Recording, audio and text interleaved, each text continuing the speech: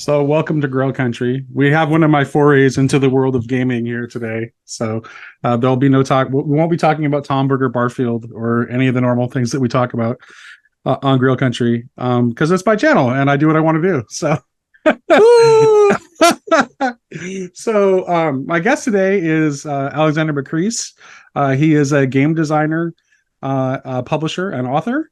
I recently finished his book, Arbiter of Worlds, which is advice for game mastering. Which is also the name of his YouTube channel, which I'll put in the link to in the description, along with links to his website where you can check out his games, which include Adventurer, Conqueror, King, and Ascendant.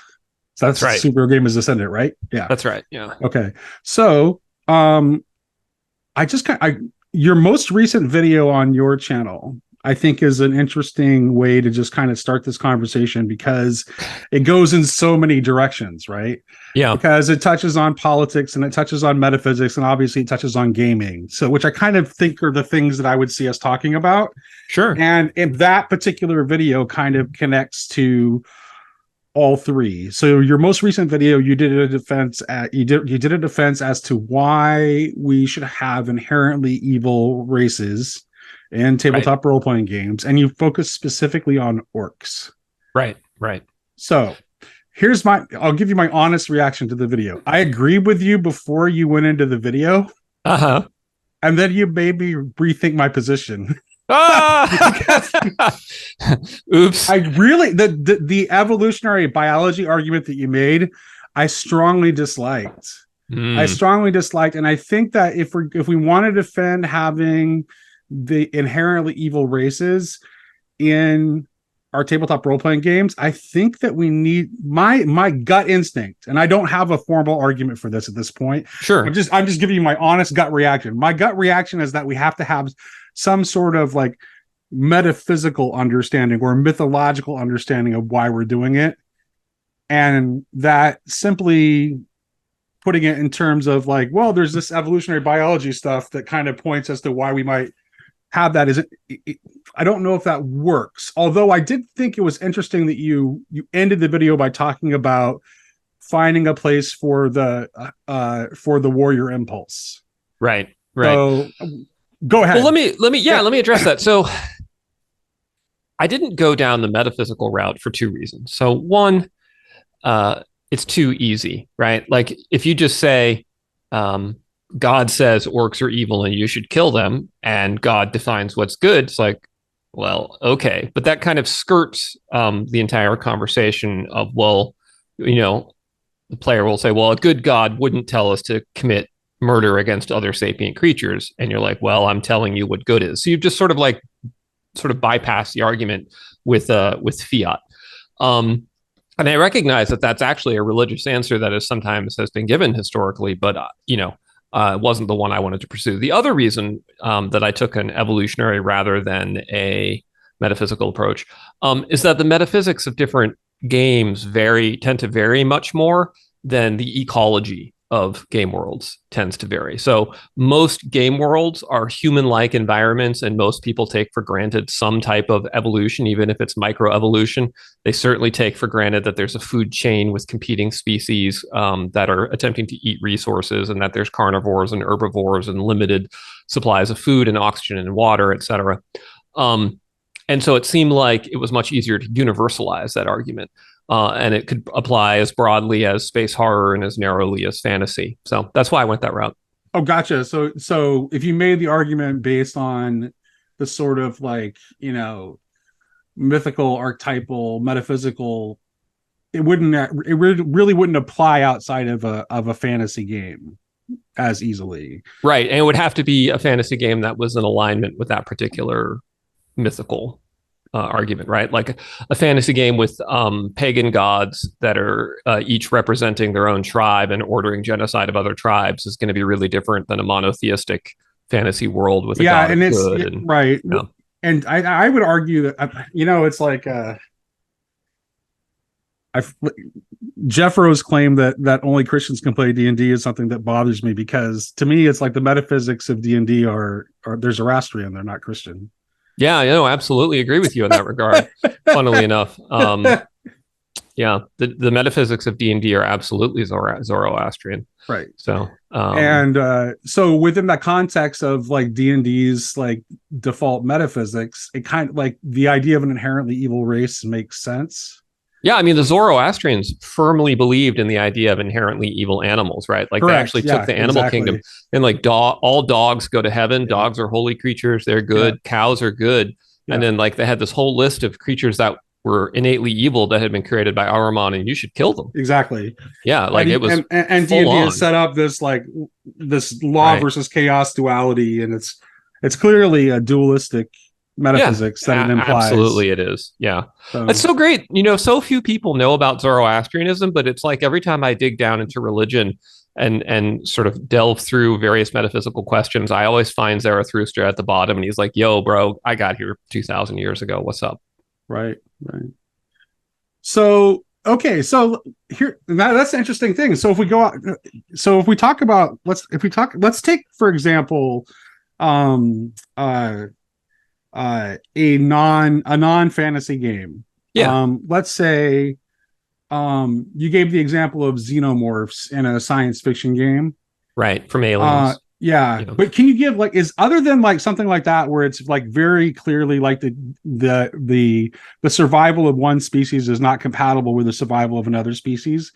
Can you give any examples like outside of the fantasy genre where there's a sort of like implied dualistic metaphysics where it actually makes sense to have a race that's inherently evil? So you're asking, so outside of a fantasy world, could there be a dualistic metaphysics? No, no, no, no. I'm saying like it's hard to justify outside of a fantasy setting.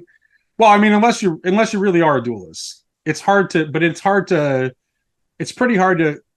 Modernity is definitely it tends toward a materialistic monism, Right. so it Right. doesn't really. And then most of the major modern world religions are also, when you get down to brass tacks, they're non-dualist. They're complicatedly, like I would say Yeah. Christianity is a non-dualism that also contains duality, which is what the Trinity is all about. Mm-hmm. Mm-hmm. But generally, um they're not that kind of like Right. rigid duality is Right. not supported by any contemporary any contemporary thinking at all. So if Yeah. we go outside of that, so we're in that kind of like mythical like realm where the duality kind of makes sense. Does like how I mean I get what you're saying. The xenomorph argument is a good one because it's like, but it doesn't necessarily imply that they're not necessarily evil in a metaphysical sense. So this is a It's a good question. perspectival thing. It's a good question. So, and I mentioned this in one of the comments on the video. Is I said, I'm essentially a neo-Aristotelian, morally speaking. Gotcha. And so, and the way I tend to think about morality is that the human relationship to morality is very similar to the human relationship to wellness. Because as an Aristotelian, you think the point of morality is to help you flourish. It's to achieve, eudaimonia, the good life. Mm-hmm. And according to Aristotle, each creature has a different essence that gives it a different telos for how it should achieve its good life. The good life for man is the life of the rational social animal. The good life for the shark is the life of a solitary aquatic predator. The good life for the dog or the wolf, say, is the life of the free roaming pack predator, right? Mm-hmm. And so an Aristotelian would say that the morality that you possess is objective in the same way that nutrition is objective. Like, eating 1,200 calories a day is objectively the minimum I need to survive, right? And I can have whatever opinion I want about that, but if I don't eat 1,200 calories a day, I will eventually die. And yet it's also relative to me as a person because there are other species that need 200 calories a day to survive and other species that need 20,000 calories. So likewise with morality, there are things that are objectively good for me that may be objectively evil for other species. And so when I say that the xenomorph is innately evil, I mean the xenomorph is innately evil from the perspective of the human species and our teleology from an Aristotelian perspective. But Okay. obviously, I didn't want to go into that much detail in the video because people start rolling their eyes the moment you Right. talk about Is that philosophy. why is that so your Aristotelian leanings is that having to do with why you call your company autark? Yes. Okay. that makes from an Aristotelian standpoint, that makes total sense. Yep. Yeah. Yep. Self-rule. Okay. Yeah. Yeah. Listen, I thought it might be a Gene Wolfe homage too, potentially. Also that, yeah, it's working on multiple levels. Okay. Also, I like A's. So you have Autark, Adventurer, Conqueror, King, Arbiter of World, Ascendant. You know, my cyberpunk game is going to be called Amalgam. Like everything has to have an A. Yeah. Gotcha.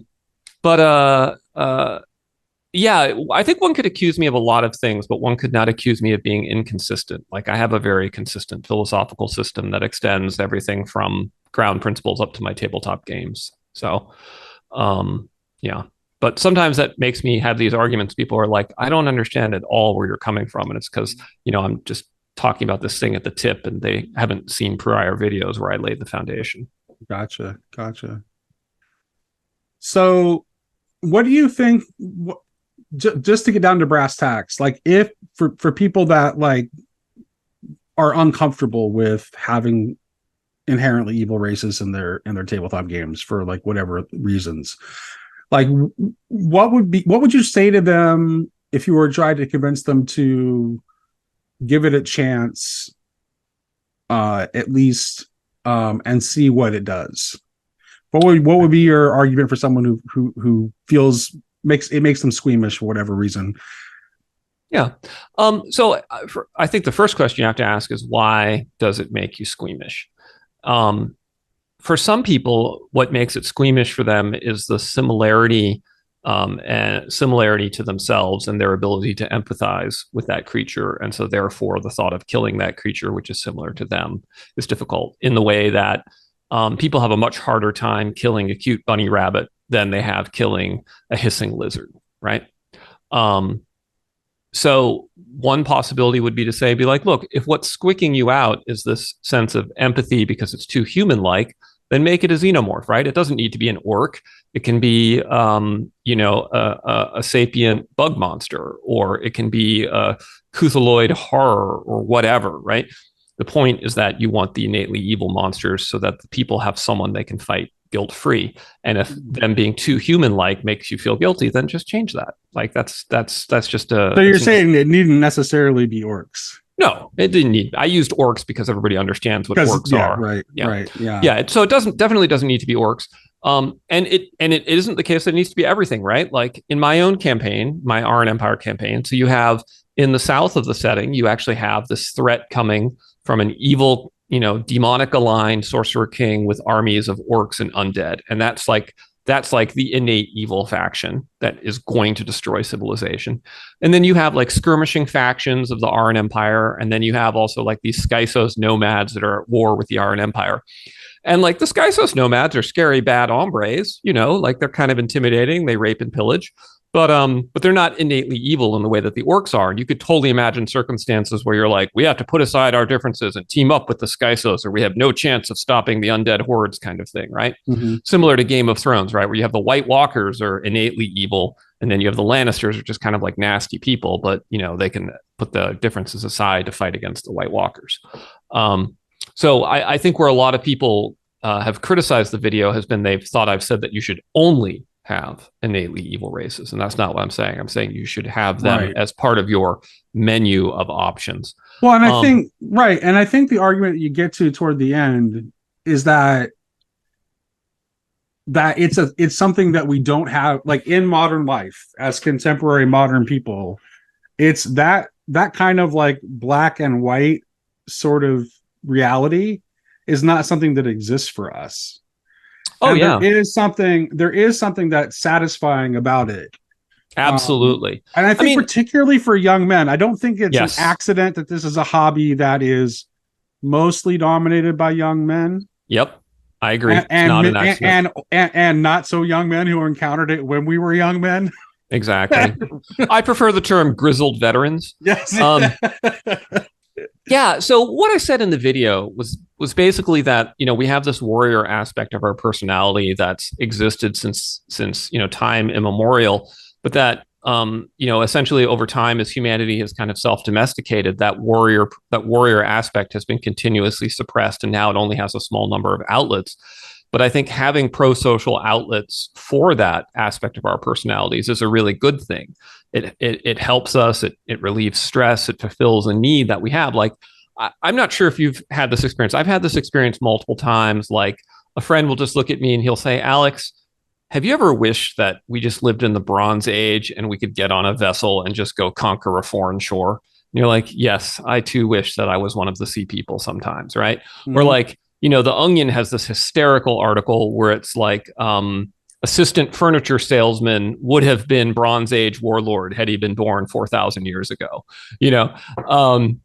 and I think that desire is real for not everyone, but for a large enough group of men that it's a meaningful market that one can address. And certainly it's one I seek to address with a game called Adventurer, Conqueror, King. Right. And I think to address that, you want to let people engage in mayhem and violence without layering in all of the modern and postmodern moral dilemmas that we now put on such matters. Right. And, let's say more normal athletic men play football and nerds play D&D. Yeah, and if you talk to football players before a game, the way they talk about their opponents, they demonize them, right?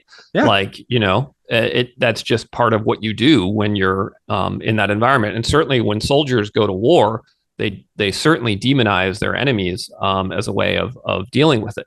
So, in comparison to that, like, having imaginary bad guys that you can kill without guilt is, I think, very pro-social and very mild way of sublimating human aggression. Yeah, absolutely. I mean, I'm in real life, I'm a Christian anarchist pacifist. So for me, but in a game, so even though for me, real world wars invariably fail the just war test, without exception, even the so-called good wars, if you really examine them, that they really do fail. Primarily because, even though I'm a pacifist, I embrace a doctrine of minimum force necessary, and that's where every real world war actually fails. Sure. But in a fantasy world where you actually have forces that are really inherently evil, that you can fight without any sort of conflicted feelings, there's something satisfying about that. The idea that you really can fight for a cause that's genuinely just. Yeah, absolutely. Absolutely. So, the defense of your people, defense of your God, whatever. Yeah, absolutely. And so to me, it's not exclusionary. It's not that you can't have moral depth in your setting. It's not that you can't have dilemma and different political factions. I have all of those things in my Iron Empire campaign setting. But the point is, you also need to have that existential threat, that innately evil enemy. And if you don't, then you're leaving this warrior-shaped hole. Well, actually, it provides opportunities. They provide opportunities to connect to one another, right? Because it's perhaps you have a neighboring people that you are in conflict with that you could conceivably have a diplomatic solution with, right? And then all of a sudden, an actual metaphysically evil common threat emerges, and then it gives you it actually leads to the possibility for diplomacy. Yes. So you actually don't have to choose between one or the other at all. You get both. Yeah, exactly. You get both. Yeah. Yeah. And that is literally the setup that I prescribe in the Judge's Journal for Adventure Conqueror King system, is that you should have two threats: an extrinsic natural threat, and then a metaphysical innately evil threat. Yeah. And the interesting gameplay emerges from the interplay of the two. I mean, an example. Okay, so you asked earlier, something duelist. Star Wars is a great example, right? Because you have the light side and you have the dark side, and you have Obi-Wan flat out telling Luke, "You cannot save Vader. Once someone turns to the dark side, they're irredeemable. You're gonna have to kill it." Right? Now, they decided in the last movie that actually you can redeem people from the dark side, which has a lot of really troubling implications if you think about it. But you could easily also, if they could have just said, like, if it had ended with Empire Strikes Back, it literally could just be, no, you can't save someone from the dark side. And so Dark Jedi are just irredeemably evil. And the only thing you can really do is put them out of their misery. They're like demonically possessed bad dudes. They didn't go that route, but they could have. And so I easily could imagine an RPG going that route. You know, you have the light side and the dark side of whatever scientific, pseudo-scientific field you have. Yeah. Of course, Darth Vader saves himself, though. I mean, in a metaphysical sense. He does. He does save himself. Right. He does. So, yeah. But it's kind of interesting, right? Because it's kind of like, you know, he saves his son, and so therefore he gets forgiven for blowing up Alderaan. A planet, an entire planet. It's kind of like, man, the Force is pretty permissive. You know, is there not even like Force purgatory where he's got to burn that off for a while? Like, nope, go directly to blue glowy, you're saved. Yeah, but especially since like the light side of the Force is like the way it's portrayed is it's essentially life energy, and he literally extinguished the life of an entire planet. Right. You're like, but I saved my son. Yeah, but we're Christians and we're going to tell Christian stories. So I mean, I guess that's right. I guess that's ultimately it, right? Because the Christian, that's it. It's just that it's salvation. Yeah, it's salvation. Like it's a salvation story. So you know, we believe that the sinner can be redeemed, and that's why that story ends that way, is because we're going to tell Christian stories, because that's what we are, even though we try to pretend otherwise. And in fact, I would say that a lot of like the people that are objecting to the idea of an inherently evil race, they're making basically Christian objections. Mm-hmm. Even though they would probably get really angry if you said that to them. Yes. Most of them, but they really couldn't be making the objection that they're making if Christianity didn't exist. Yeah, a lot of I find that true of so many factors, that a lot of contemporary progressivism is essentially Christianity with Christ erased. Right. You know, and then extrapolated into the secular world. You know, like a lot of the notions that we have of equality and the equal dignity of man and things like that, you know, the ancient world, the pre-Christian world would have looked at you like you were a screwball. Yeah.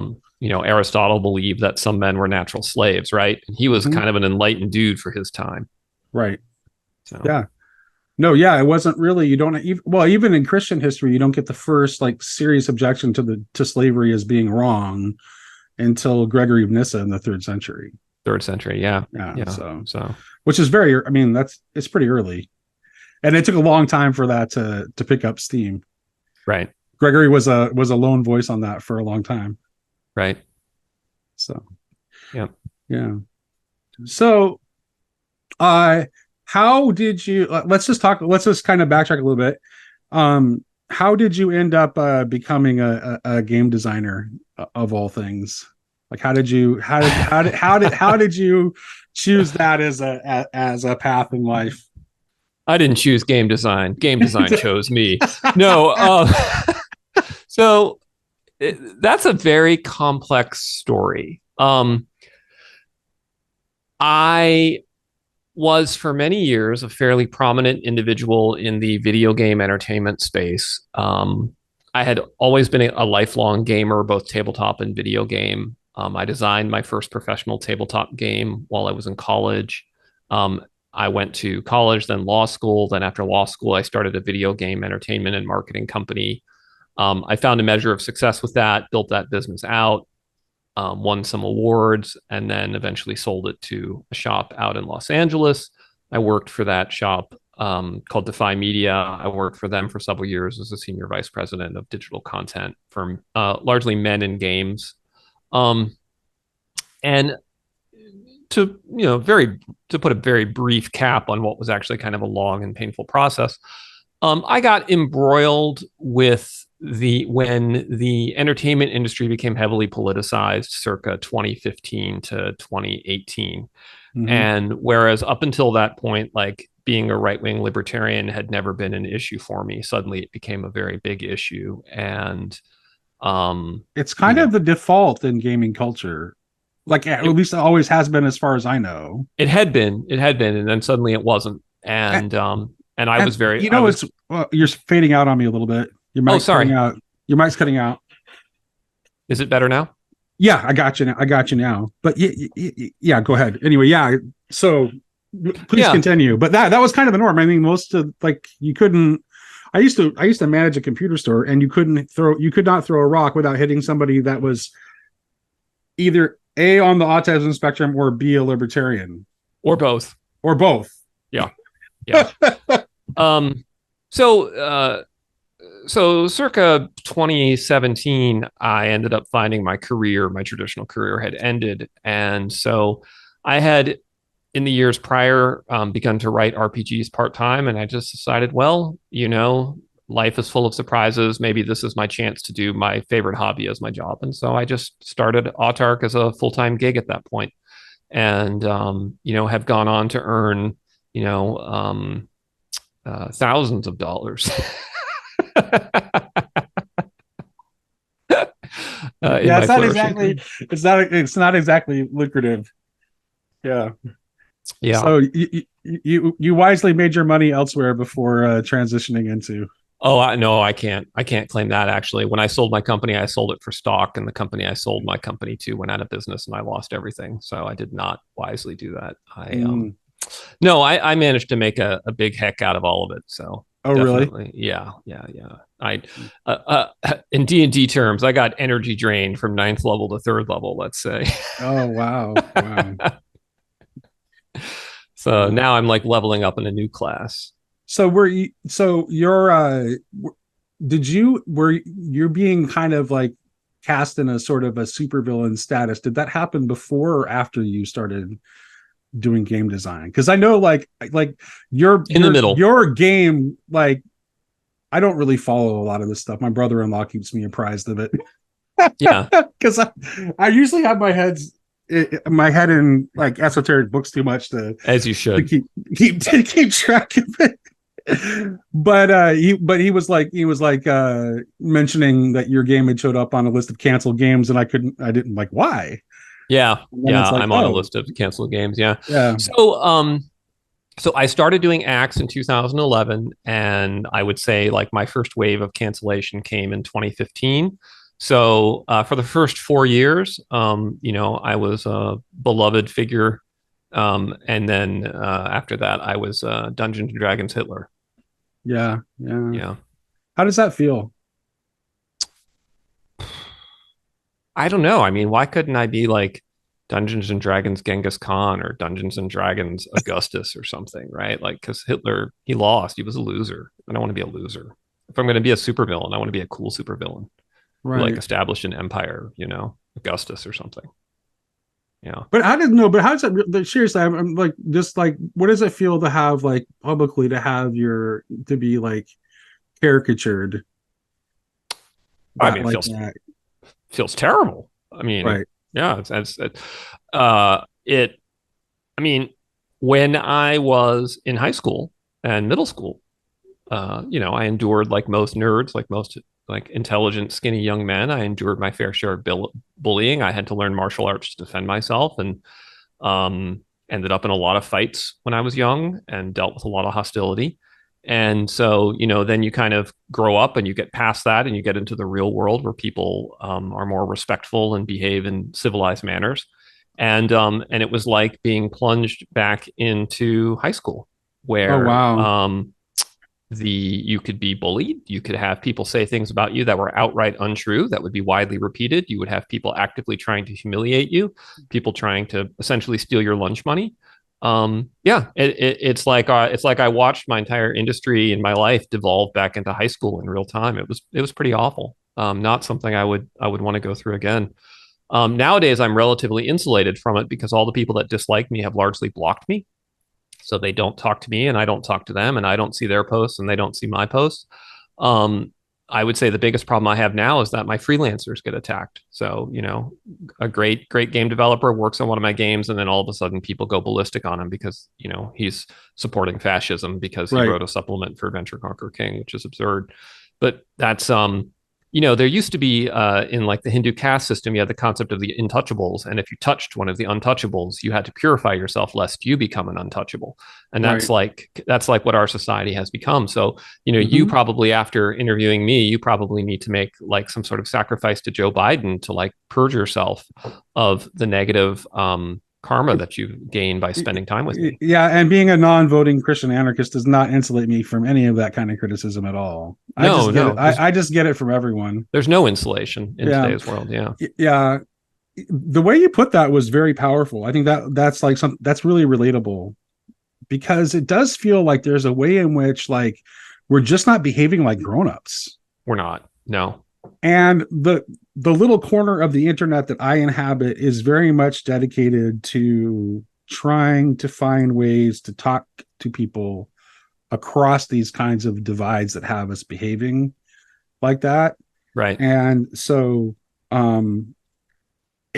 there's a way in which I just wish that we could figure out a way to talk to each other again, you can't and have adult conversations. I have tried. I mean, the reality is, people. You might cut out again. I might cut out again. You're good. Good now? Oh, nope. Lost you. Yeah, totally muted. Now. Oh, wait, I got you now. You got me now? Okay. Okay, we're good. Okay, great. So, the people that criticize my politics, I would say probably fewer than 2% of them could even understand my politics. Right. They don't have the philosophical background to even understand where I'm coming from. Right. And so all they can do is attack a caricature of me. And the caricature of me is absurd, right? Like I get attacked as a transphobe, but like, okay, yet somehow as this transphobic person, well, you know what? In the year 2001, I started a company with a trans woman. In 2001, trans women were not common, right? Like I was literally the first person to ever raise venture capital for a game company with a trans woman, and she was company president and my business partner. So this is not the action of a bigot who says, oh, well, if you're trans, I think you should die. Like I literally started a company with one. Or I'll be like, Alex is a misogynist who hates women. Yeah, well, Alex was also the first person to ever appoint a female editor-in-chief to a major gaming magazine when I ran The Escapist. My first editor-in-chief was Julianne Greer. She won an award for one of the best women in games journalism the following year. I appointed her. But I'm a misogynist for reasons that don't understand it, right? Or like people will look at the art in my book Ascendant and they're like, oh, it's so sexist, except the entire art team is all women. And not just women, like they're actually, for the most part, they're women from the Philippines, right? So it's like I'm, even more diverse. Yeah. So like the criticisms that come at me, they just have no bearing on reality whatsoever, and so they can't even be addressed. I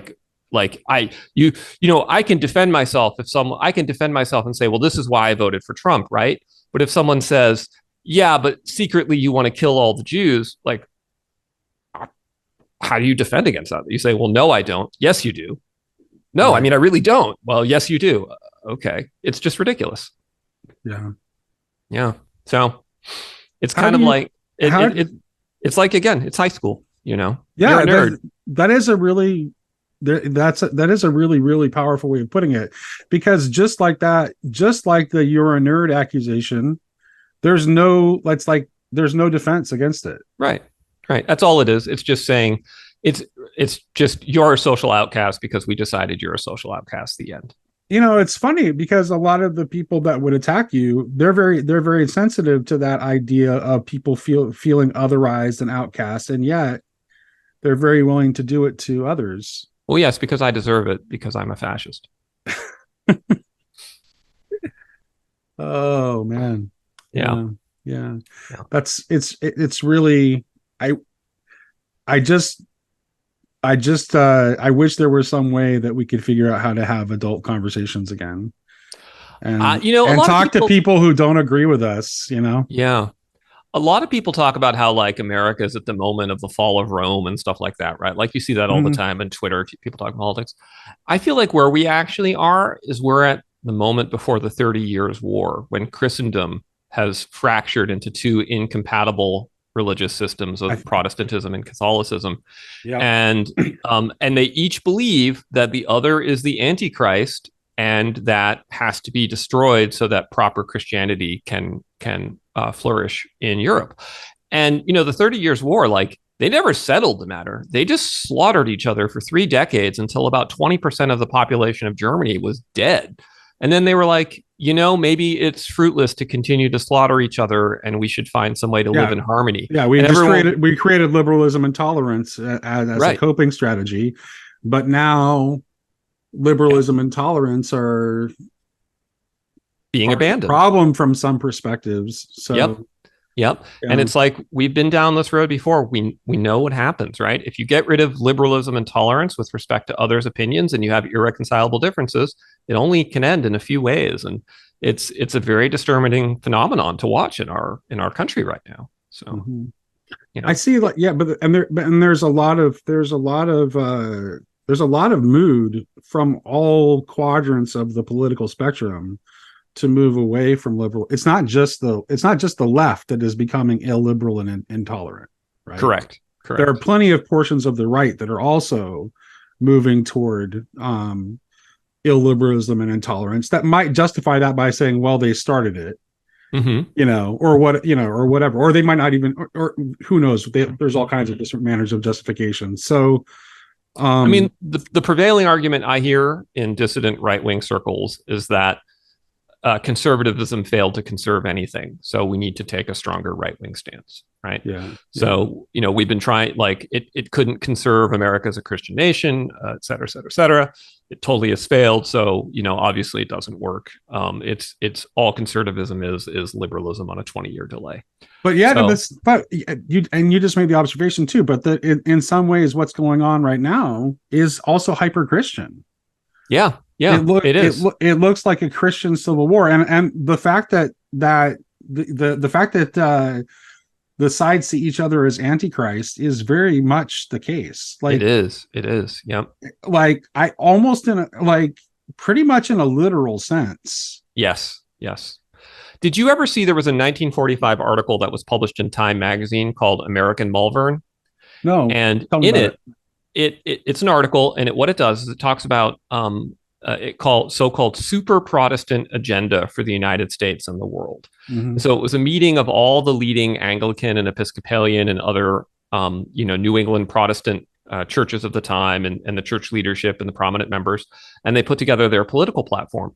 And if you read the political platform, it is, and I'm not exaggerating, it is today's progressive platform virtually across the board, with the minor difference of it doesn't cover LGBTQ issues. But apart from that, it has been adopted virtually wholesale. And here you go back, 1945, this was not considered a communist agenda. It was called the super Protestant agenda. And I think it just really shows the lineal descent of sort of that kind of hyper-Protestantism straight into progressivism once you remove God. Yeah.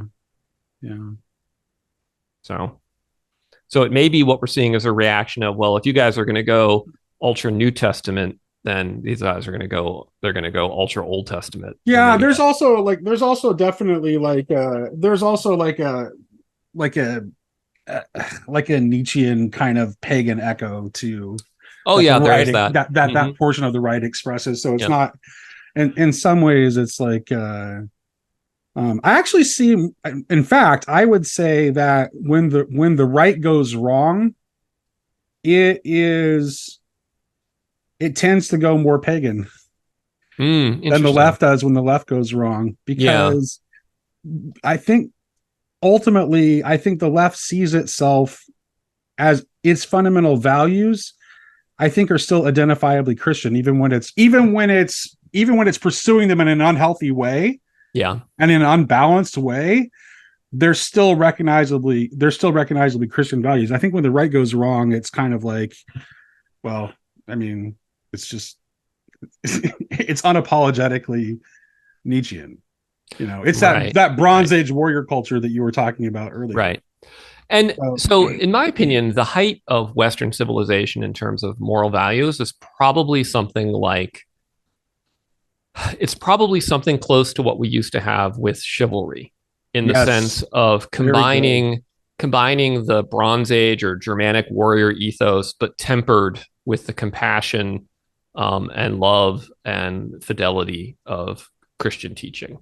And I think if you remove the one or you remove the other, you have a system that and is it balances it balances the masculine and the feminine too, because like that's like part of the point of chivalry is actually to bring the knight into closer connection to the feminine side of his nature, to balance him out, so he's like a better person and a better Christian, right? And I don't think it's accidental that that chivalry flowers at the same time you have the peak of the development of the Marian cult in Western Europe. It's like, I think that like high chivalry and strong devotion to Mary kind of go hand in hand, right? Like there's a connection there. So I think that's probably right. Yeah. I have a friend who is a very prolific writer on Marian Christian issues. She's a professor up in, I think, University of Chicago. Gotcha. So you'd probably know her if we had her on your show. Okay. Yeah. Yeah. I myself have not read much Marian Christian, but I have read a lot of stuff related to like Grail Christianity and chivalry and things like that. Yeah. Yeah. Yeah. Like Waite, or I'm sorry? A.E. Waite? A.E. Waite. No, that's not the name of the author. I'll pull it up and tell you actually. It's something I went on this kick starting about 2 years ago of reading Christian theology, and it was like it was interesting because and you're a cradle Orthodox, right? I was baptized and born Greek Orthodox. Then I became an atheist, then an agnostic, then there's definitely something, but I'm not sure what. And sort of now I'm in the trying to figure out what I think is the right denomination stage of things. So, which is an interesting place to be. And I've written a lot about that on my blog, about my different struggles with Roy Blake was the book that I thought was really interesting, as well as Robert Elwood, The Cross and the Grail. Okay. Yeah. So those are the two I read. Well, I talk a lot about the Grail. Oh, do you? That's awesome. Yeah. Obviously, the country, that's Grail country. Yeah. Yeah. So yeah, it's pretty fascinating. Yeah. And actually, and strangely enough, Julius Evola wrote a whole bunch about the Grail. He was really into that as well. I've read that as well, his book on the Grail. So I guess those three books. Henri Corbin as well. And Corbin compared it to the Islamic stories of the hidden Imam. Oh, interesting. Yeah. Interesting. Well, good luck with your search, because this is like my channel. That's kind of like what we're kind of there for. To aid people on that search. That's why it's called the Grail Country. Makes sense. So it's pretty much, it leans like ecumenically high church. We've got the regular contributors are myself, I'm Anglican, and then my co-host Sherry is Eastern Orthodox. And then Dr. Michael Martin is a frequent guest, and he's Catholic. So we have kind of like wow, yeah, you got the full you got all the cool high church traditions kind of coordinating together. I whenever I delve into it, so I kind of stumbled onto Zoroastrianism as part of sort of my denomination reading, and I was like, man, can I be a Zoroastrian Christian? That's the denomination I think I'm really down with, Modern Zoroastrianism is interesting compared to like historical Zoroastrianism, because and when I said modern religions tend not to be so dualistic, I actually was including the modern forms of Zoroastrianism as well, because modern forms of Zoroastrianism have like their metaphysics have gotten more complex, and they have tended in a more non-dual direction, even though they have this this history of very strong dualism. So but then there's also this group within Zoroastrianism that's the ultra orthodox, and they claim that this modern trend towards monistic Zoroastrianism is actually a corruption of the religion by trying to impress Christians and Jews, and that we need to get back to the true dualist Zoroastrianism. They're probably right. Which gets to the core of. So this ties to the conflict, this internecine Christian conflict that is the culture war really is a Christian civil war. It really is. Yeah, it is. And and I think like how you view tradition is a key part as to where you find yourself. Yes, And that's that, right. and I am like I'm talking to you today, but like you don't have to watch my content for very long to figure out that I am temperamentally progressive. Mm-hmm. And the way I tend to think about tradition is not a backward looking, Mm. like we maintain what was handed down to us without alteration kind of view of tradition, Right, which like is kind of the perennialist view. Yeah. right. Like I tend to think of tradition more in the way that David Bentley Hart talks about tradition and apocalypse, which is that tradition is informed always by the final cause which we are being That's drawn interesting. toward. Yep. Yep. And so that means that we can never ever have an absolutely fixed orthodoxy, in my opinion. Right. That's interesting. Right. Right. So Right. Huh. because things change for us. Yeah. Yeah, I can see that. I mean, and that, that fits in with an Aristotelian perspective of, that, morality is essentially that set of structures you follow to achieve your final cause. So that would, Yeah. so there will be parts that are very fixed, but there's still change over time, Right. Yeah. Right. Yeah. That's interesting. Yeah. Yeah, I mean, when it comes to Christianity, literally the single biggest thing I struggle with is the problem of evil. I don't find it, I've looked at the Iranian theodicy and the Augustinian theodicy, and I just don't find any Yeah, I of them. couldn't help but notice, and when I think it was when you in your conversation with Ryan Howard, who I've also talked to, Yeah, I that you do not hold to the privatio boni. So no, you have some. So here we now. Speaking of dualism, yeah, yeah. so I'm definitely a dualist. Yeah, okay, you just are a dualist. Okay, so evil for you I would say has so. Yeah, okay. So evil for you has some kind of ontology. yes, yeah, yeah. So the way I think about it is, I mean, do you want me to delve into this? Is like Oh yeah, super this fascinates esoteric. me. And for one thing, Okay.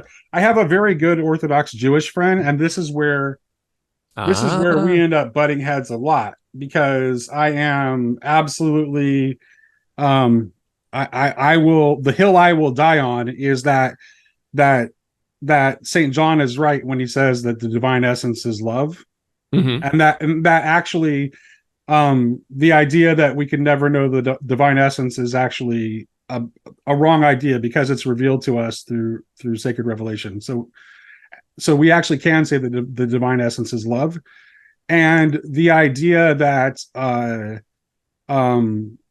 evil is rooted or created by God in any way is deeply it's something I just cannot accept. Right. It's just something, and I have a very brilliant Orthodox Jewish friend who is just like, no, God creates good and evil. Like that is the traditional Right. Orthodox That's their Jewish view. Yeah. view, I don't and agree with that view at all. and which is ultimately non-dual because of that, Right. right? So That's right. because both good and evil are traced back to God. Right. And okay, so you don't agree. So I'm very much interested in hearing how you see Yeah. it then. All So right. So let me start with this. You agree. So you agree that God created the cosmos. yes, And I assume you agree, like most high church, that God didn't just create the cosmos in a deistic way. God perpetually sustains the cosmos yes, at every moment in time. You agree? correct. Okay.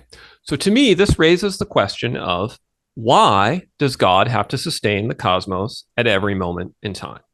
And I think the answer is that if he did not do so, then the cosmos would revert to To non-being, nothingness. yeah, And so, therefore, there is an active force that pulls existence towards non being, which must be continuously opposed by God at all times. mm-hmm. And that force, we see it reflected in the material world as entropy. And so I believe that evil is fundamentally the application of entropy or the exploitation of entropy by free willed beings. And so I think what we can understand Satan then is so God has created to an infinite extent, has created an infinite cosmos. In the process of creating an infinite cosmos, he has brought himself up against a force of infinite magnitude and response trying to dissolve his cosmos into nothingness. And in order to better administrate that, he has created his various servants, his angels and things that are assigned to different powers and principalities and whatnot and duties. And then Satan, being one of them, has betrayed him. And so the reason, for instance, that, well, it's like, well, why doesn't God just destroy Satan because he's all powerful and whatever? And in my point of view, the reason for that is that because at every moment of every second of time, God is already in an infinite struggle to sustain the universe against these inexorable forces. So, of course, if one of his minions, one of his janitors, who's supposed to be keeping the system running efficiently in the background, starts purposefully breaking pipes, then there's going to be some water damage. Mm-hmm. So that's essentially my theodicy. Okay. Yeah. So it's dualist, but it doesn't ascribe a sapience to evil. It just ascribes a force to it. Right. If that makes sense. The sapience of evil only comes from, there's no sapience that wasn't created by God. Right. So no spiritual beings that are right. Well, there were spiritual beings that are evil, but they were created by God. I mean, just to somewhat reinforce your argument, I would say that freedom is actually absolutely necessary for the existence of spiritual beings at all. Yes, I agree. And in fact, they actually wouldn't have any real ontology if they were not free. I agree. Because anything that has its freedom contingent on another doesn't actually exist. The thing upon which its freedom is contingent exists, but they do not exist. Right. That's right. Right. But that doesn't. Okay. But you do think of it as non-being, so it doesn't actually have any. So that's not really a denial of the privatio, because depends who you ask. I've been accused of being a heretic in my day. Really? Yeah. I think it's a modification of it that still is you're not giving it any kind of reality. Right. But what I'm saying is that the default is to move to nothingness in the absence of God. Yeah, that is right. But for there to be movement, there must be something that is causing the move, right? And so, right. Well, because even though that freedom is necessary, the minute our freedom moves away from its source, we actually make ourselves unfree, worse, and fall toward and worse and fall toward non-being. Yes, so, and we do, right? Yeah. And then salvation then comes from sort of the Eastern Orthodox view that the wage of sin is death, right? And that fundamentally the message of Jesus was to bring eternal life. Yep. As compared to redemption from original sin, which is more the Catholic view than the Eastern Orthodox view. So that's kind of my Christian worldview. And but because of it, compatible then it's very warfare driven, right? Like it isn't, when a child gets sick and you're like, how could, God must have a plan for this. And I don't actually think that. I think that in fact, there's active forces of evil that fuck shit up, and excuse my language, and bad things happen to good people, not because God wants that, but because God is himself struggling at every moment in the most infinite struggle you could possibly imagine to maintain all of existence against non-being. And we're called to be partners in that struggle on his behalf. Exactly. And so you're either bringing about order, an ordered cosmos of goodness, truth, and beauty, or you're bringing about a disordered chaos of which ultimately tends to non-being and self-annihilation. Yeah, unlife. Yeah. Unlife. Yeah. So that's kind of my worldview in a nutshell when it comes to religion at this point. No, so, that's good. Yeah. You get it. Yeah. Yeah. Usually it takes me a lot longer to explain it to people, but you got it right away. I know you've got a Kickstarter that's coming soon. Would you like to talk about that? Yeah. Because I would love to talk about that because I'm excited about it. Woo! Yeah. So Axe came out 2011. It's now been 12 years. So Axe hasn't had a second edition. And I think, D&D has had 2 complete editions in the meantime.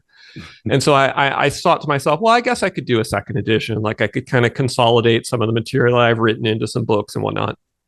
And then in January, Wizards of the Coast, in an act of perfidious treachery, terminated the open game license. Yeah. And they later recanted. But, in my opinion, when a Fortune 500 company shows its true colors and reveals that it would like to terminate your license to create product, you would be an idiot to then continue to have your business base on that license, right? And so I decided I had to remove Axe from the open game license, which then entailed a lot of development work. That development work is now almost done. And so I will very soon be kickstarting the second edition of Axe, which is called the Axe Imperial Imprint, or Axe 2, because I thought that was funny to have a little Roman numeral 2. Sure. Yeah, and that's going to kickstart maybe end of next month. I had hoped to do it, honestly, last month, but I'm sometimes bitten off more than I. Oh gosh, I wonder maybe try repositioning. I can hear you now. It might have just been. Yeah. I'm not sure what it's causing it. Yeah, I don't know. Must be something weird in the cord here on my headset. Must be like a frayed wire. It's only just cuts out a little bit and then come back. It's not terrible. I just wanted to. Yeah. So Axe 2. Yep. So that'll be my next big Kickstarter. I'd hope to do it this month, but it'll probably be near the end of next month. So how is Axe 2 going to differ from Axe, the original Axe, which was kind of like has like BX kind of DNA? Yeah, it still has BX DNA. I and it will be 98% backwards compatible, like in terms of its fundamental playability. There's a host of differences, however, that are worth mentioning. One of the biggest differences is just simply the breadth. So in the 12 years since then, I've written a lot more game mechanics of a very specialized nature. So more in-depth rules for trade, more in-depth rules for construction of strongholds, more in-depth rules for mass combat and domain warfare. So we consolidate all of those and bring them together. I have radically revised the rules for thieves. So Axe 1 made fighters really fun and playable for the first time, I think, in kind of like the BX DNA. My goal for Axe 2 is to have thieves be just as fun and playable and stop having people complain about how thieves suck and shouldn't even be in class. And I think I've kind of cracked the egg on that. And then I also have improved the combat system. There were some weird kind of like quantum uncertainties in the combat system, like, if two monsters attack on the same initiative and I get a cleave on one, does my cleave go before or after the second monster? Which, weird stuff like that. Edge cases that have kind of become apparent were troubling people over the last 12 years of play, and I've kind of cleaned all that up. And then I've also just applied a layer of polish, made everything more organized. Like, there were some real criticisms of my organizational structure for Axe, which was my first major game. Movement wasn't introduced until after after equipment, but wasn't in the combat section. And people were like, where do I find movement? So stuff like that. I mean, anything's better than AD&D. AD&D definitely takes the win for Byzantine organizational structure. And then, of course, all the spells have been changed because we had to get rid of a lot of the open game license spells. So sometimes kept it really similar. So like Mage Missile instead of Magic Missile, because Magic Missile is not really trademarkable or copyrightable. Other times, bigger changes. Burning Hands became Fan of Flames, things like that. Dimension Door became Arcane Shift. I tried to think to myself, like, is this for all the terms? I either tried to find a pre-Dungeons and Dragons source for the term, or it was simply a term that was so obviously what you would call something that's what you would call it, like strength, right? Like, I didn't feel like I had to change the name strength from strength, or hit points were widely used before D&D. Armor class, saving throw were all widely used, so I didn't feel I needed to change those. But like cleric, for instance, nobody ever called that archetype the cleric before D&D, so I changed that. Gotcha. To what did you change it to? Crusader. Gotcha. Yeah. That makes sense. Yeah, I kept it with a C, but which largely was to save myself that, because throughout 1,500 pages of rules, cleric was often abbreviated as C, so like you'd have C4, meaning cleric 4th level. I just didn't want to deal with changing that. 1,500 pages. Yeah, it's a 600 page rule book, and then there is a roughly 450 page judge's journal and a 450 pages monster manual. So wow, that's going to be a substantial tome. Yeah, it's going to be 3 books. So three books, about 1 million words. It's been a lot of work. And when do you expect the Kickstarter to launch? End of next month, End probably. of next month. Okay. Yeah, maybe start of the month after. I wish it Okay. was sooner, but Gonna- I don't want to do the Kickstarter until I have it done until it's a beautiful thing. that's the responsible way to do it. Yeah. I did it the irresponsible way once and I lost $20,000 on doing Oh that. wow. So I was like, Yeah. yeah, not gonna do that again. Oh, okay. Yeah. Yeah. Well, looking Yeah. forward to it. Okay. So I was looking at your webpage before you came on. Which one? The Autark webpage. Okay, yeah. And I was just kind of just like, and I couldn't help but notice. And I just asked you about like whether you were still going to have BX DNA for your game, and you Right. said yes. But I couldn't help but notice that you have both Jeffro and RPG Pundit giving endorsements for Axe on your website. I'm a bridge So builder. how do you manage? Yeah, how do you manage to maintain a neutral position within that war? Well, so I will say this. Before I was canceled, Yeah. I was a lot more combative with people. And I think I was part of the problem, right? I was contributing to the problem by being that way. Okay. And so That's some really good, honest self-reflection. and since going through that, I really realized I was like, at no point in my life have I ever made any of my friends' lives better by getting into online arguments with them. And at no point in my life have any of my friends made my life better by getting in online arguments with me. Mm-hmm. And so the way I handle it now is if a friend says something that I agree with, I signal boost it, I respond, I interact, I let them know I agree, and I make them feel good for it. And if a friend says something I disagree with, I just ignore it and move on with my day. And so RPG Pundit says things I agree with. I support RPG Pundit in those things and I repost and say, hey, man, great thought. Jeffro says things I agree with. Hey, man, great thought. Retweet. If Jeffro and RPG Pundit go to war with each other, I don't pick a side. It's not my battle. They're welcome to fight. They're grown adults. They can do their thing. They don't need me to bless them or curse them one way or another. So and I think that's probably been the best thing I ever did in my life in terms of improving my quality of life and my interactions online and just making a healthier space. So so you just will very rarely do you ever see me in a fight online. No, that's a good policy. I actually, my policy is like to stay out of whatever is trending. Yeah. Like if it's a trending topic, it's just like I'm not going to comment. Well, unfortunately, because I'm notorious, I guess sometimes whatever I say trends, and so then I'm stuck, yeah. I gotcha. Right? Then you're stuck in the middle of it. Yeah, I'm stuck in the middle of it. Yeah, yeah, that's true. Yeah. I was going to grab the books to prove it, but I actually own a copy of Lion and Dragon. And I played it with my adult kids. It's not a bad game. And I like Pundit. And I bought Jeffro's manifesto, and I think he has some good points. Yeah, they're both very talented, intelligent men. It's kind of a shame that they hate each other now, but yeah. I actually think Pundit's best work is his occult game. I think it's called Invisible College. Right. I bought that game, and I think I understand a lot of people are very skeptical of occultism and they don't want to touch those sort of things. Right. But just in terms of the background of the world that he builds out and the different factions and the scenario that he sets up, it's really good. Like I told him, I was like, dude, you're wasting your time publishing this as an RPG. You should be writing novels or screenplays or graphic novels in this setting because it's being wasted on a small print RPG. It's that good.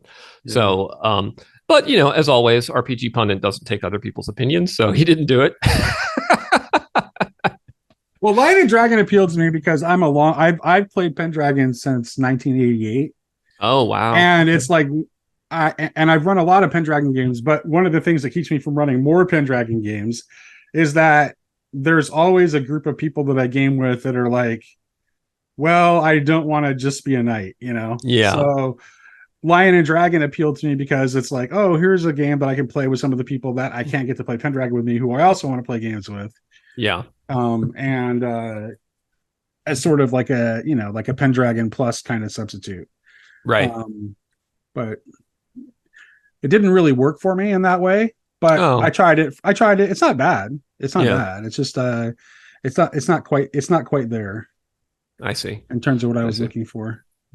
Yeah, I have not played Line and Dragon myself, so Gotcha. I can't intelligently comment. In fact, I haven't played Pendragon very much. I've read it. Most people haven't. Now, see, Yeah, that's the norm, right? yeah, So that's the norm. Is that Pendragon is one of those like much read, often admired games right, that people don't play. right, right. Well, this is something I've talked about elsewhere, but there's like a network effect with tabletop games. You know, it's not like a graphic novel where you can just buy it and you consume it on your own. You know, you have to convince other people, and Yep. it's sort of like trying to get someone to change an operating system. They're like, well, yeah, but my stuff is all compatible with this other operating system.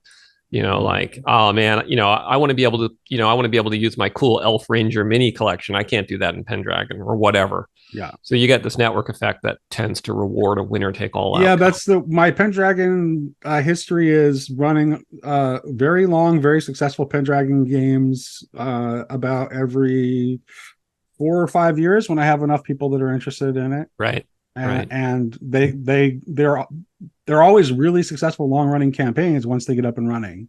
Yeah. But it takes How long does a campaign last? it, it's to run the Great Pendragon campaign, it takes about 3 years. Wow. Wow. So is it 3 years, then a 4 to 5 year gap, then 3 years, or is it 3 years and then a Yeah. 1.5 year gap?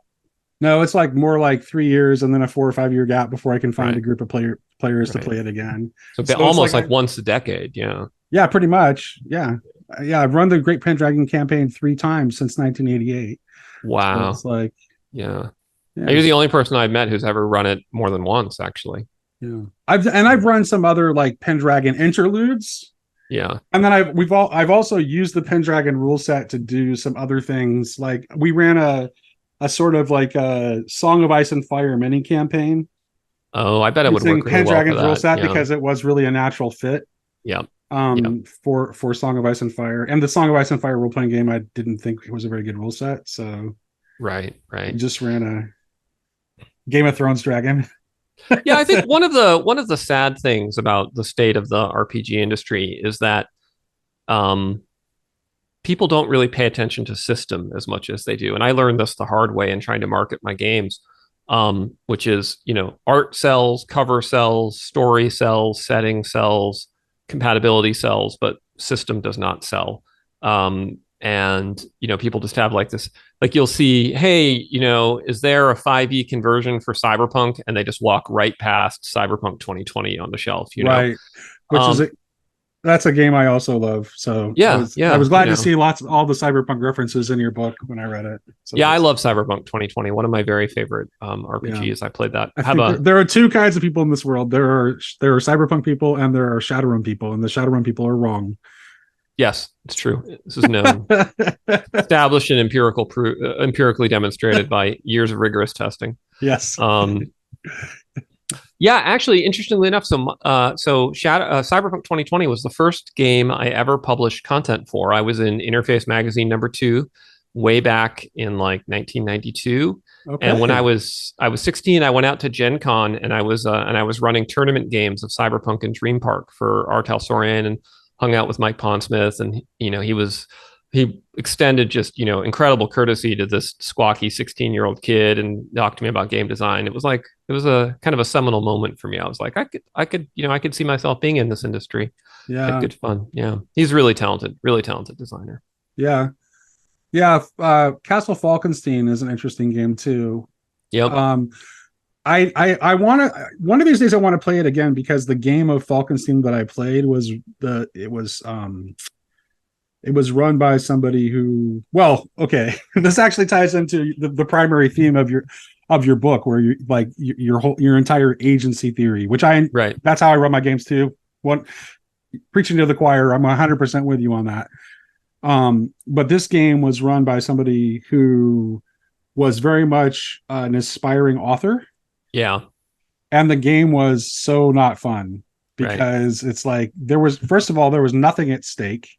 Yep. Like there was nothing at stake, and all outcomes were predetermined. So it was like living in a Calvinist world. Right. That's very funny. It's Calvinist RPGs. Yeah. No, you're right. It's a really good analogy. I'm gonna steal no that. offense, Ryan, if you're listening. I'm gonna steal that.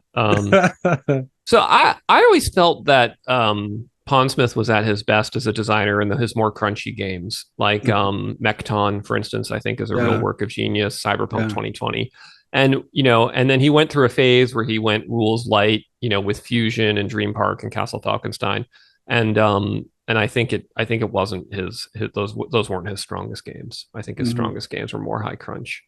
Because he managed to make crunch really fun with like critical hits and botches and cool technology and stuff like that. Crunchy, but fast.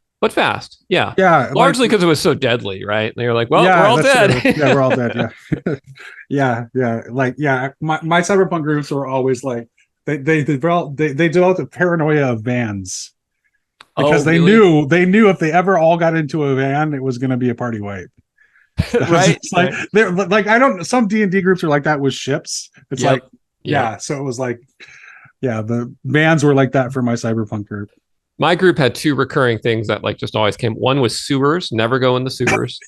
And then number two was beware scuba ninjas. Which became, because in like the very first session of the campaign, they like were camped out by a river, and then they got attacked by scuba ninjas that swam up the river and then like attacked. They're like, scuba ninjas, what the? So yeah, don't go in the sewers and beware of scuba ninjas was our cyberpunk watchword. It's such a fun game though, so great. It's unfortunate it happened and we live in it now. So you're saying that it's interesting that you say that rules don't sell, but despite that, you are definitely a designer who cares very deeply about the rules. I never said I was a good businessman. I just said I was a good designer. we all have our strengths. Okay. Do you think that? Why do you think that rules don't? Why is it that rules don't sell? I mean, the fact that art sells is kind of like, that's obvious, and I mean, that's you go into a game store, something has a pretty cover, it attracts your eye. That's obvious. But why is it that especially amongst like avid gamers that like buy a lot of games, like why are they not buying games for the rules more than they are? Yeah, so I think there's probably three factors there. One is this prevailing sentiment that Jeffro rails against a lot. That the rules don't matter, and the GM's word is all that matters, and that you don't even, where we're going, we don't even need rules, right? So if that's your view, then rules are at best a necessary evil or a crutch. I happen to disagree with that position very strongly, but nevertheless, that's a very strong current in our industry. I think number two is that attention spans have declined. Which is just a known phenomenon. It's been charted by cognitive psychologists, and systems thinking requires a very high degree of attention to be able to understand second and third order effects of a system. So trying to like explain how axes, cleave mechanics solve the quadratic wizard linear fighter problem is not something I can do in a 10-second ad on YouTube. And then the third is that system is something you experience only post-purchase of the product, whereas art and setting and story you enjoy thinking about it, right? You're like, oh, it would be so cool to be a ninja in Dark Sun, right? And look at this amazing cover, and all that fires your imagination. Whereas you can't even appreciate the mechanics until you've already bought the game. So it's like a post-purchase reward. And I guess it would be an example would be if you think about like how with cars, they'll sell them based on, the luxury appearance and certain stats. But like what they don't really sell them on is how does your back feel after you've driven it for, 8 hours a day, right? Like they don't, because, you don't feel that in the test drive. You're not going to notice it unless you're really into driving. Like you're driving your car a lot. Like, nobody is like, yeah, man, you should really buy this car just because it's so comfy to drive in long term. Right. That'd be an example. No, yeah, that's true. I mean, I spent a fair amount of time earlier in life working in sales. and anyone who can watch advertising can just see it's like most of our buying decisions are driven by our lizard brain. Yeah. So the fact that system would not have much impact on our RPG purchase decisions is hardly surprising. Yeah, and unfortunately, my lizard brain atrophied, so I just am not good at that. Yeah, I sometimes like it's actually very funny. I sometimes read these novels, particularly novels by female authors, which with like a sort of a romantic influence, and the emotional inner lives of the characters are like this at every moment of the story, just up and down. And I'm like, how does a person get through their day like that? Like it seems utterly exhausting. Like my emotional inner life is like, Well, that's good. Stability is good. It's good to be in a stable place. I'm much more Conan like. Oh yeah, Man of gigantic melancholy and gigantic mirth. Yeah, yeah. No, I'm more on the Marcus Aurelius side of things, I guess. That's a good place to be. Sometimes, but not necessarily when you're trying to figure out how to best emotionally motivate someone to purchase your game. My friendly, hospitable, joyous side is dominant most of the time, but I definitely can. When I get angry, I get angry.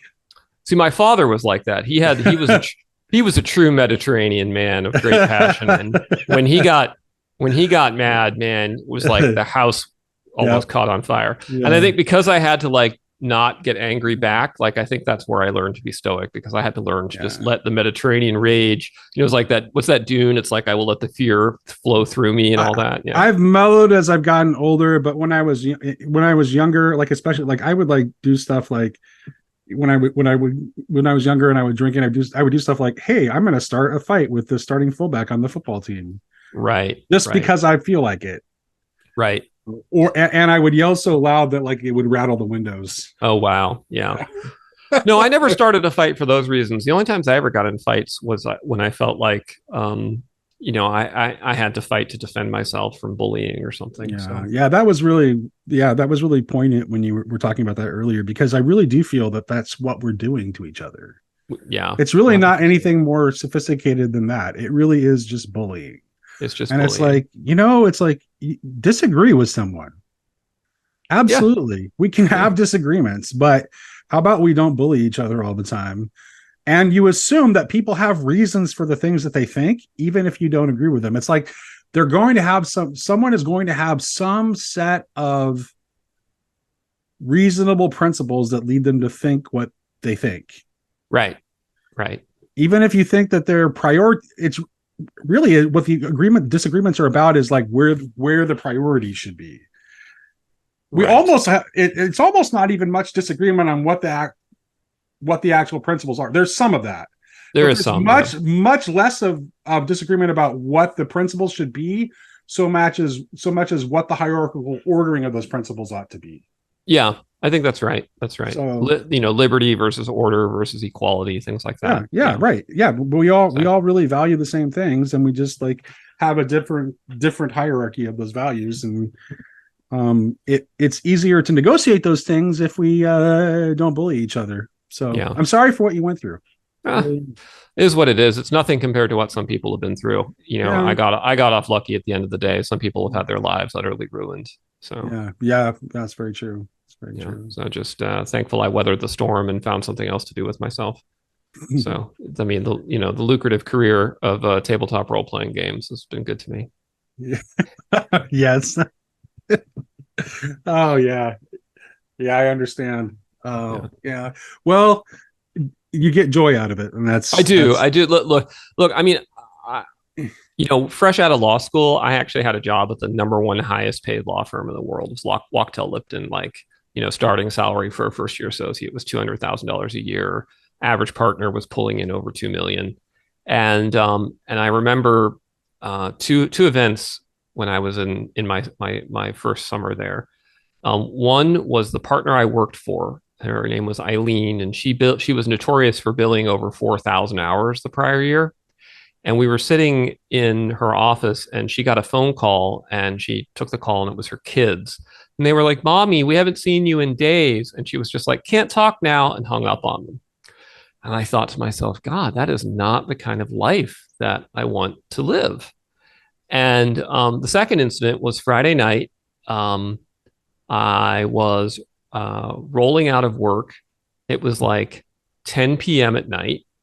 And on a Friday, 10 p.m. at Friday, I'm finally leaving the office, and I'm thinking to myself, like, wow, I wonder if I have time to catch the last showing of The Matrix, right? And then my boss comes by and he's like, "Oh, Macris, are you leaving early tonight?" And I was like, "Yeah, boss, leaving early to catch a movie." And I kind of trotted out, and I was like, "This is an insane lifestyle, right? And the work is miserable. Like, no amount of money is worth this to me." And so I decided not to pursue that as a career. That trade off was simply not worth it to me. So I'm quite happy doing something I love, because I tried my hand at doing things I hated, and I hated it. That's Hey, that's a decision that more people should make, frankly. Yeah. Yeah, we'd have a lot fewer lawyers. It's funny. I work in public disclosure. I'm not a lawyer. I never went to law school, but I ended up, like, through the various paths of life, like stumbling into like quasi legal work. Yeah. Which I was probably prepared for by being a rules lawyer. Absolutely. It's the exact same skill set. Yeah, right. Exactly. Exact same. Really, yeah, it really is. So I deal with, so I know that little area of law that I deal with in my job pretty well. Right. When I was growing up, though, it's like everyone just assumed I would go to law school, because like I was a really good debater and all that kind of stuff. But it's like I just never. I was interested in weird esoteric stuff. Yeah. Yeah.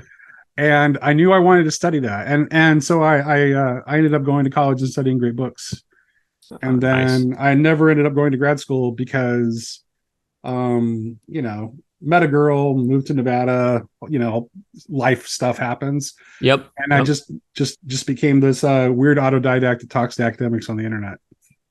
Not a bad place to be. So this is something you must have seen then, is that, so you will run into a lot of people who are like, yeah, I was a successful lawyer, but I left the legal practice because I became a best-selling author, like Michael Crichton, right? Yeah. Or he was a doctor, rather. But there's a lot of folks that do that, or they'd be like, yeah, I was a lawyer, but I gave it up because I finally wanted to start my dream business. Or, yeah, I was a lawyer, but I gave it up because I decided I wanted to be a sous chef, or whatever, right? You run into this all the time when you go to law school and you hang out with a lot of lawyers. But you never, ever see the reverse, right? You never hear anybody be like, yeah, I was a really successful chef, but I thought I'd give it up to be a lawyer. Like, nobody ever does that, right? No. Nobody with a successful career ever thinks, I want to go be a lawyer. And it's frankly because for a lot of people, like, they don't like being lawyers. Like, it's not actually a great job. Part of the reason it's so well paid is because the misery factor is so high. So I can actually identify with some of the tedium and the misery in my work, to be honest with you. Yeah, although I've lately discovered the tedium has followed me into game design. So yeah, that's true. I mean, there is a lot. I mean, people think of it as creative work, but it's like there's a lot of tedium. There's a lot of tedium in game design. Yeah. I got through all the creative work already. I'm strictly at the tedium now, and it just makes me want to put a. Yeah, that's why I never finish my games. That's why. I've played around with designing games since I was 12. Yep. So when I was 12 years old, it was the height of the Satanic Panic, and I was raised Pentecostal. So. Oh wow. Right. So it's like I couldn't have D&D books in plain view, and I couldn't have suspicious looking polyhedrals.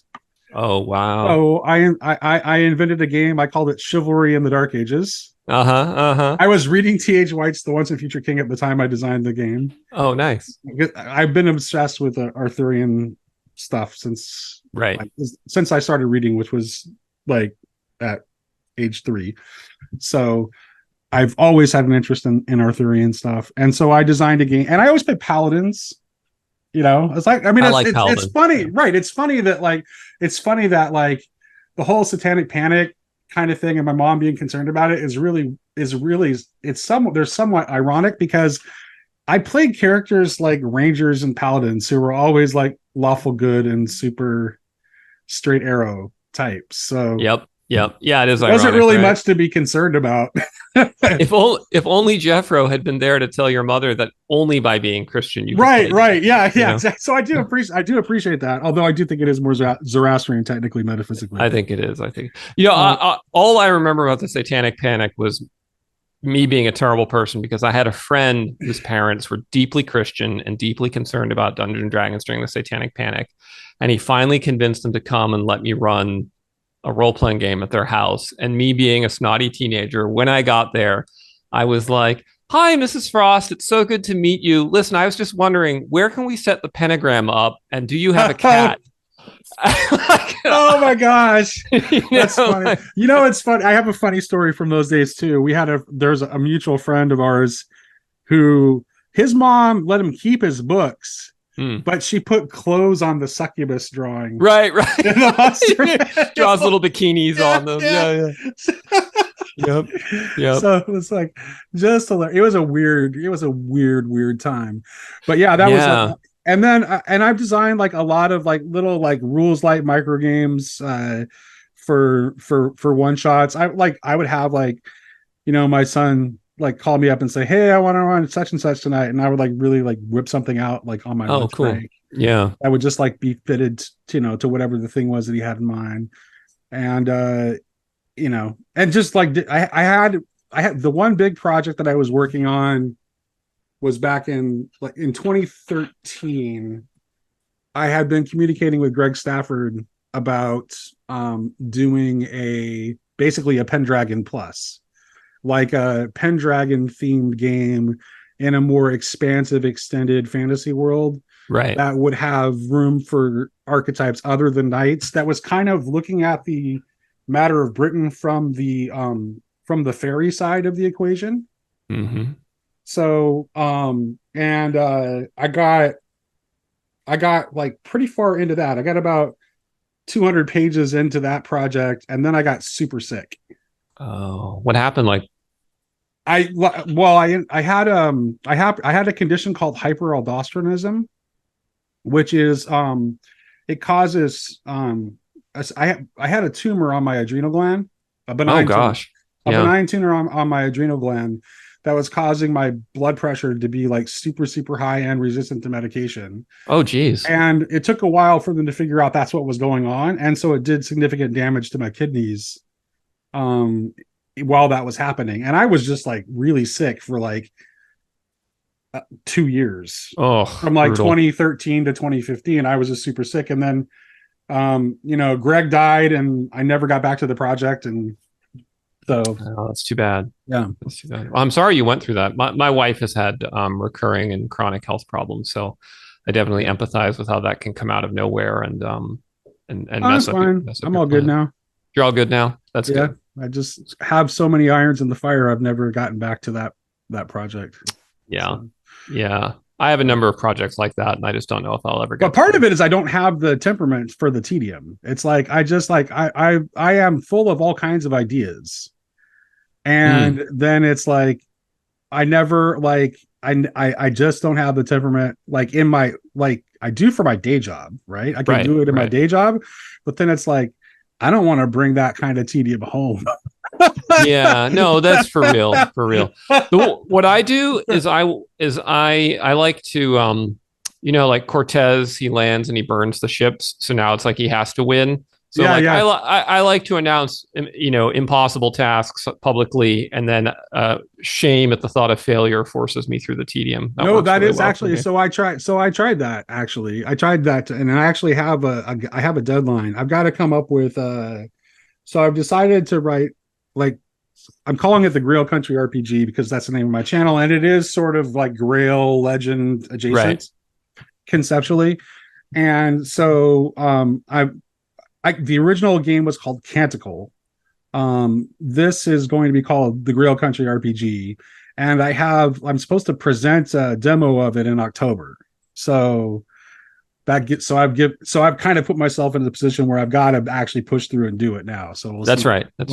Now you're on the That's exactly what I did. It's like, okay, yeah, I have to, I'm supposed to present a demo of the game for this conference for like It's for a thing. It's for a thing that's put together by a website called Smart Catholics. Oh, okay. Dominic D'Souza is a guy that I've had on the channel before.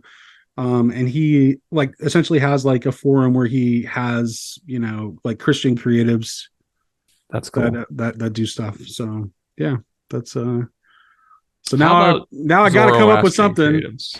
Zoroastrian creatives. Hey. No, well, you don't have to watch much of my content to figure out that I'm not your standard Orthodox, yeah. Christian. Every time I'm definitely have like syncretist kind of leanings. right, So, right. Yeah. Every time I read about Zoroastrianism, I hear my father's voice in my head and just being like, Alex, the Persians were the enemies of our ancient That's people. true. Like the mortal enemies. Right. It's funny. I have a funny story about that. I had this old Danish professor when I was in college. His name was Niels Skov. Okay. He actually had been a Nazi hunter after wow. the war. Just like interesting guy. His PhD was like he was in my Great Books program as one of the professors, but his PhD was actually in maritime engineering. Oh wow. Okay. Yeah, That's right. An unusual. But PhD. He had all kind. But he was really smart. He was really smart, and he had all these different interests. And I can remember him like giving a lecture one time and like talking about like the Persians versus the Greeks, and he's like, no. If the Persians had won, it's like we would not even consider like we would have absolutely no notion of other peoples being human. That for the Persian Empire, like your humanity reduced as you went away from the center of the Persian Empire. Like it just wasn't. So like just as you could have good and evil creatures, you could also have good and evil people groups. Yep. And so the Persians were the people of Ahura Mazda and were good, and the Greeks or any other peoples were not. Right. That's right. Yep. So because they were the enemies of the Lord of Light. So he's like, you should be thankful that the Greeks won. It's true. Yeah. So yeah. And I am the greatness of my ancient people. We all owe a debt of gratitude to your ancestors. That's right. Yeah. And the sad thing is, I just know if I go back in time far enough, my ancestor was probably just some farmer dude, and he's like, "Oh, I guess there's a big fight happening over there with the Persians." Woo. It's a little bit more ambiguous as to whether my ancestors are owed a debt of gratitude for what they did to the Romans or not. So what's your ethnicity? I'm ethnically German on my dad's side, and my family is from Darmstadt in Hesse. So okay, so you're like very very near where very near the Teutoburg Forest where the Roman legions were slaughtered. So. Great. Yeah, I'm like a mix of Greek and Italian. So I think like your people and my people were also probably enemies, used to kill each other. I think almost certainly. Well, I mean, I guess that's just what you did back then, right? It goes back pretty to much, the broad, recreationally. Like, honey, what are you going to do this weekend? I've got some people I have to go raid and kill. Oh, okay. Come back on your shield or with it. Yeah, okay, pretty much. Yeah. But hey, we found healthier ways to express that. Right. By pretending to be those people. Yeah. I've actually made the comparison between like, especially like when I think back to the D&D games that I played as like in my like early teens. And it's like, there's a way in which like the DNA of the Kurios of the Bronze Age warband is still there in that that murder hobo D&D party of 12 to 14-year-old boys. Yep. It absolutely is. And I think they need it, right? And they need it. It's so good. It's a coming of age thing. Yeah, let them go murder hobo. It's good for them. Like my best friends have all been from gaming, and we share the stories, and it was like, it's like old men reminiscing about their wars. It's pretty hilarious. Exactly right. Yeah. Except for nobody actually had to die. That's right. But we may have had orcs that were actually evil. Yeah, definitely. But is that so bad in the grand scheme of things? It's not so orcs bad. Aren't real. They're not real. Maybe we should lighten up. Yeah. Well, Alex, thanks. It was good to talk to you. Oh, thanks for having me on. It's been a fun conversation. Definitely. I know that I am an unusual interviewer because I don't really interview. No, it was awesome. It was just a conversation. It was like hanging out. Yeah, I wish exactly. the only thing that was missing was beer, frankly, you know? Yeah, right. Yeah, no, it definitely would have been better with beer. Although I have gout, so I have to watch it with the beer. So I'm gluten intolerant, so I. Oh yeah, so yeah. Red wine works for me though. Yeah, we could do wine. All right, we'll do wine. Some port. Yeah, it's like Grail country, but it's like wine country. Yeah. Yeah, it was really nice to meet you. Really nice to talk to you. This is the one conversation that I know my son will watch. Yay! All right, well, I'll wave hi to your sons. Thanks so much for having me on. All right, thank you for joining me.